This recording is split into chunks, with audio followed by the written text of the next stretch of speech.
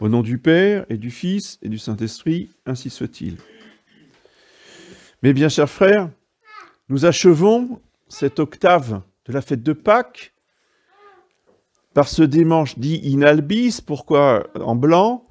Parce que toute la semaine, les nouveaux baptisés de la veillée pascale venaient à la messe en aube blanche, dans l'aube de leur baptême.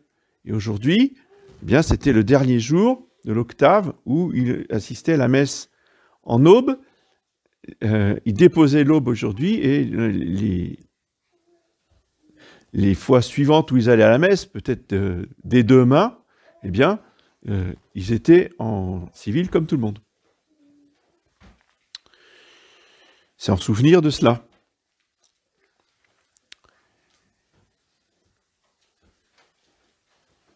Les textes de la messe insistent sur un aspect fondamental de la fête de Pâques et de la vie chrétienne qui est la foi. Tout est basé sur la foi, tout commence avec la foi. Et justement, Pâques étant la fête liturgique qui solennise le plus le sacrement du baptême, parce que je vous rappelle que c'est pendant la veillée pascale qu'il y a la bénédiction des fonds baptismaux, qu'il y a la bénédiction de l'eau baptismale qui va servir toute l'année.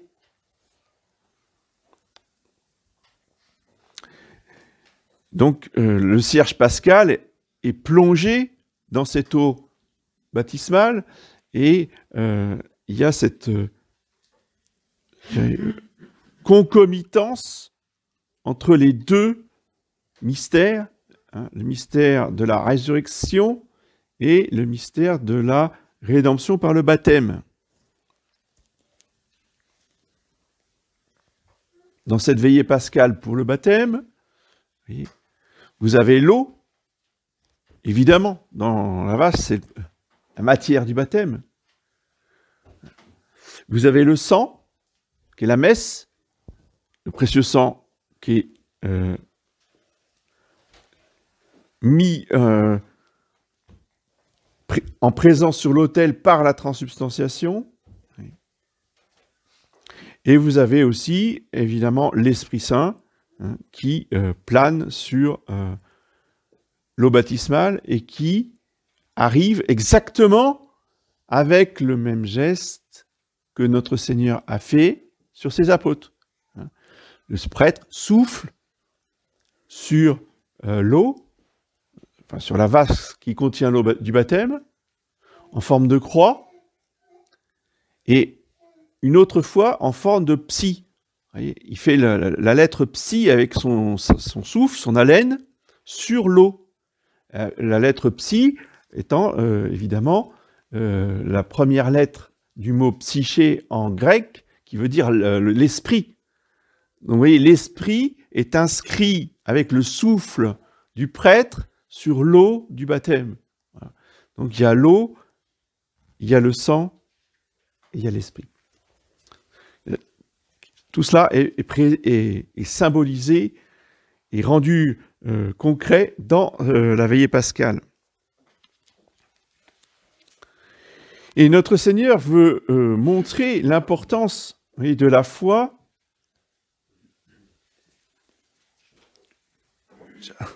un peu comme avec le Saint-Suaire en négatif. Le négatif, ça pour les enfants qui connaissent peut-être pas, enfin qui connaissent certainement pas ça, c'était il y a très très longtemps, il était une fois des appareils photo dans le siècle passé, voyez. Eh bien, quand on prenait la photo, l'image s'imprimait sur une pellicule, voyez. Et sur la pellicule, quand on regardait, c'était très rigolo parce que on voyait l'image, mais à l'envers, voyez. Donc ça faisait des yeux bizarres, ça faisait des visages tout à fait bizarres, voilà, parce que ce qui était blanc apparaissait noir, et ce qui était noir apparaissait blanc.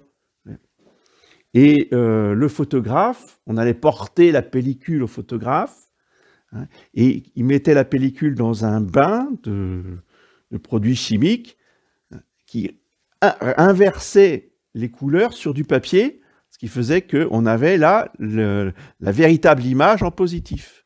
Bon. Vous demanderez des explications plus détaillées à votre maîtresse. Ce que je veux dire, c'est que par rapport à saint Thomas, dont nous parlons ce matin, vous voyez, et ben voilà, c'est en négatif ce qu'il faut faire en positif. C'est-à-dire qu'il ne faut pas faire comme saint Thomas. C'est un contre-exemple. Ce que saint Thomas a fait, ce n'est pas bien. Je ne croirais pas, il dit, si je ne mets pas mon doigt dans les trous des plaies de Jésus. Malheureusement, saint Thomas a fait beaucoup de disciples dans l'Église. Et alors, comble de la chose, ces messieurs, dames, qui se disent être les disciples de saint Thomas, sont très fiers de dire « Moi, je suis comme saint Thomas, monsieur l'abbé. Je ne crois que ce que je vois. » On va pas aller loin avec ça. Parce que précisément, vous êtes en train de me dire quelque chose de complètement absurde, de complètement contradictoire. Si vous voyez, à l'instant même, vous ne croyez plus.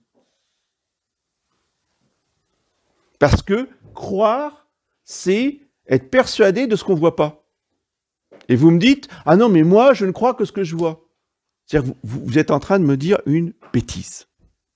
Ce que vous dites, ça ne veut rien dire. Soit vous croyez, soit vous voyez, mais vous ne faites pas les deux.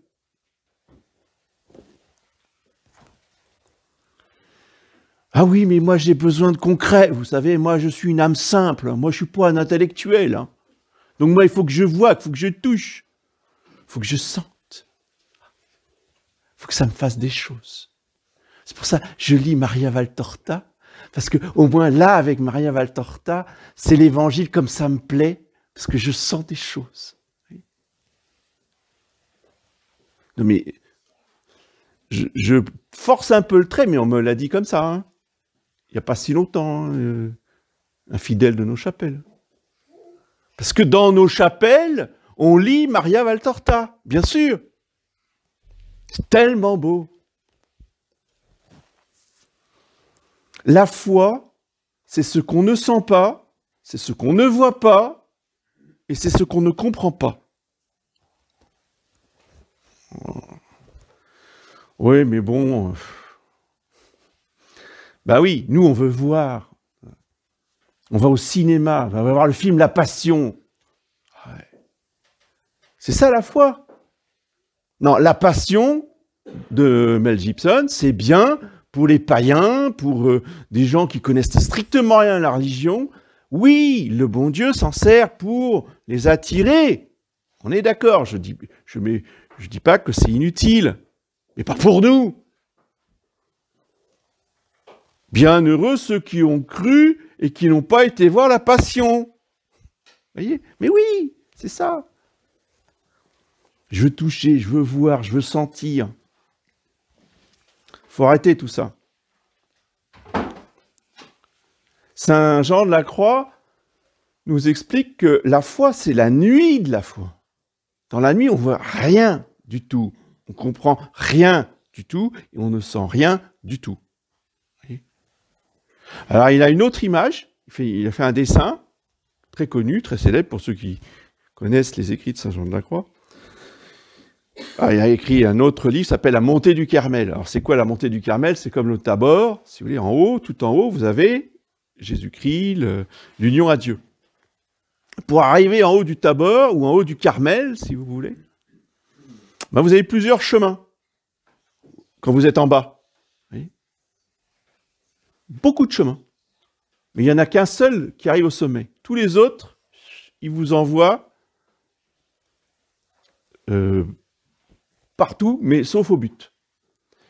Et sur ces chemins, qui vous emmènent très loin du Carmel, eh bien, il a inscrit imagination, sensibilité, émotions, sentiments, curiosité, etc.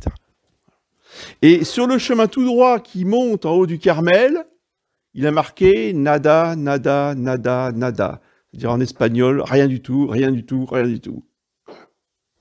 Quand il n'y a rien, c'est le chemin le plus court pour aller au tout. Oui. Parce que nous, le but de notre vie, c'est d'aller au tout. Dieu, c'est tout. C'est l'absolu, c'est l'infini. Donc, c'est l'être infini. Donc, il est tout. Oui. Les païens, eux, ils veulent aller dans le rien. Le nirvana, c'est le néant. Voilà. C'est tout. La différence entre ceux qui adorent le vrai Dieu et ceux qui adorent le rien et les idoles.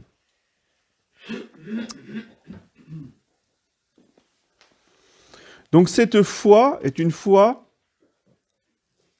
trinitaire dans la Sainte Trinité, qui est présent au ciel, le Père, le Verbe et le Saint-Esprit. Vous remarquerez qu'il n'a pas dit le Fils. Saint Jean n'a pas parlé du Fils, il a parlé du Verbe.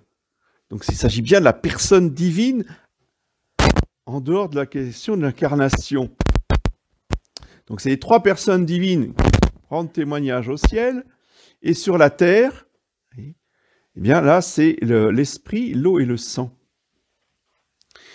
Donc je vous ai parlé de l'esprit, de l'eau et le sang pendant la veillée pascale pour le baptême. Mais cela est préparé le vendredi saint.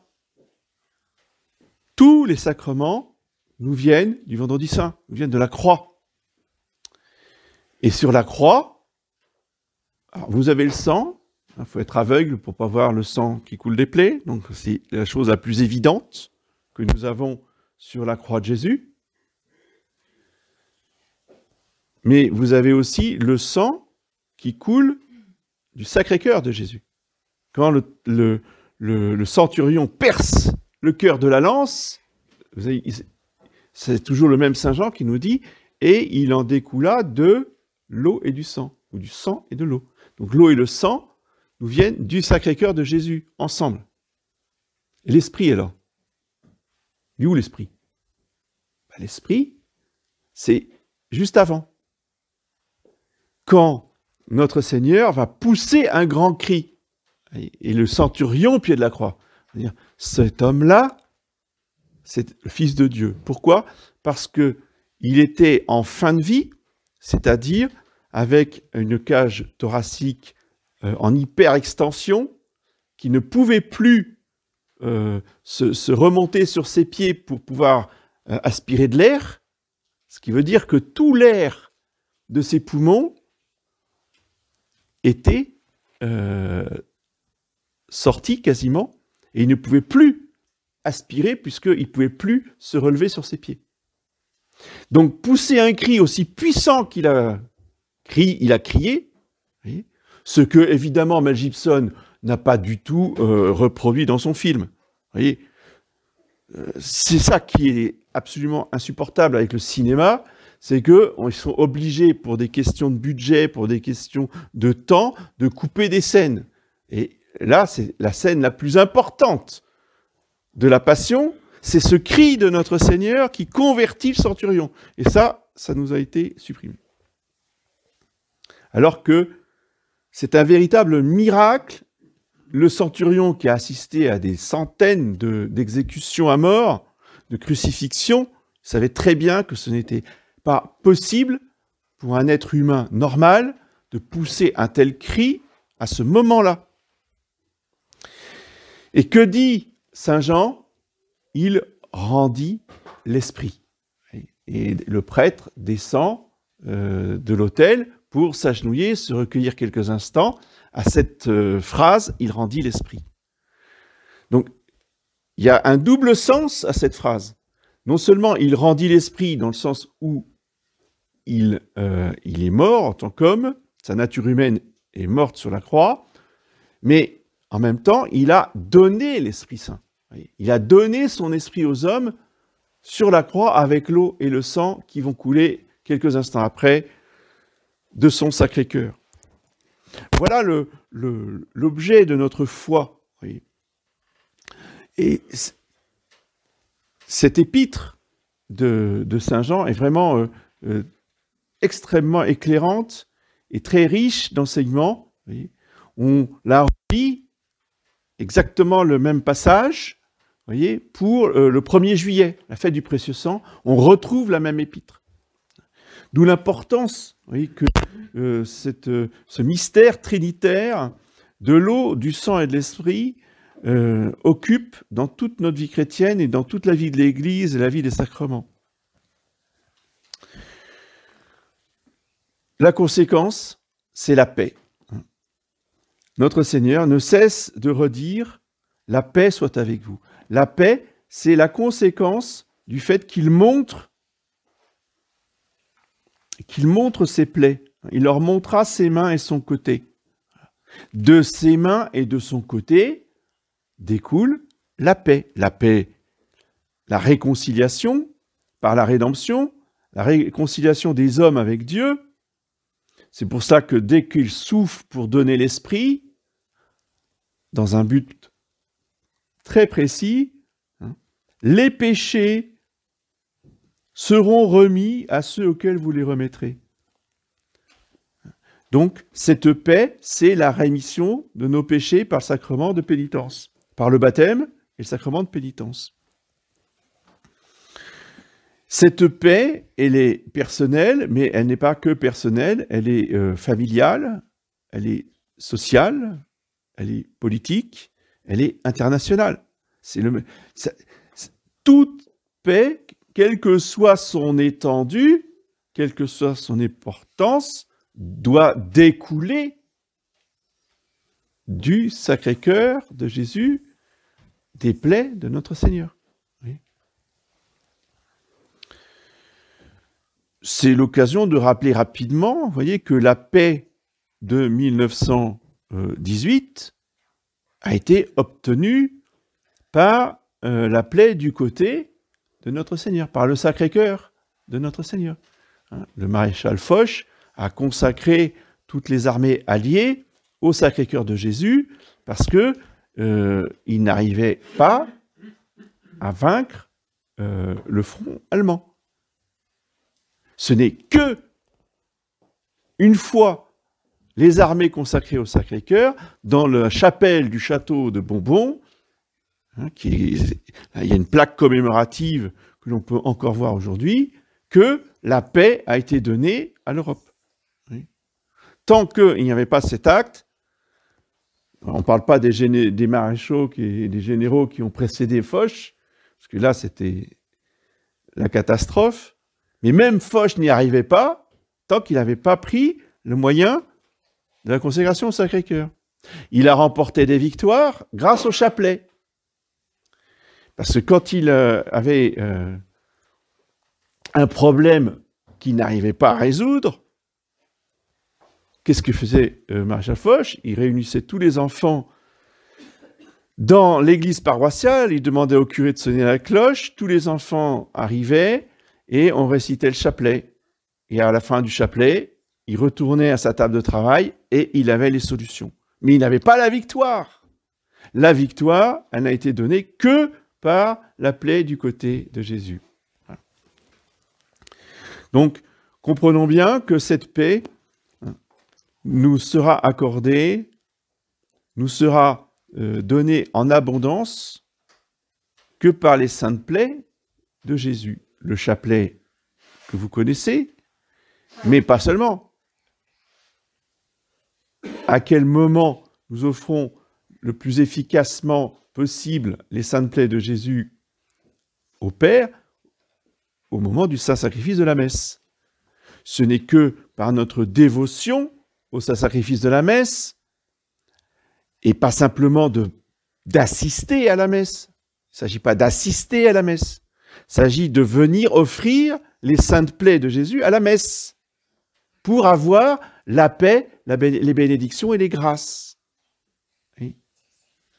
Et ça ne sert à rien de faire des grands discours ou des grandes lamentations sur ce qui se passe en France. Oh, rendez compte, qu'est-ce qui se passe ici, qu'est-ce qui se passe là? Oui, ça, on entend ça depuis 50 ans. Oui. Et puis ça sert à rien de faire des manifestations, des meetings, des conférences et tout ça. Ouais, c'est pas ça qui va changer quoi que ce soit. Et tant qu'on restera chez soi à faire tout autre chose, à se lamenter et à faire des actions qui servent à rien, on continuera de descendre, on continuera de descendre, on continuera de descendre. Comment retrouver la paix en France? De la même façon que nous devons agir pour retrouver la paix dans nos familles. On vient assister à la messe sur la semaine. Oh non, mais ça c'est... Oh non, mais d'accord, monsieur, mais ça c'est bon pour ma femme. À moi, le chef de la famille, vous me dites, il faut que je vienne à la messe sur la semaine. Plaisantez.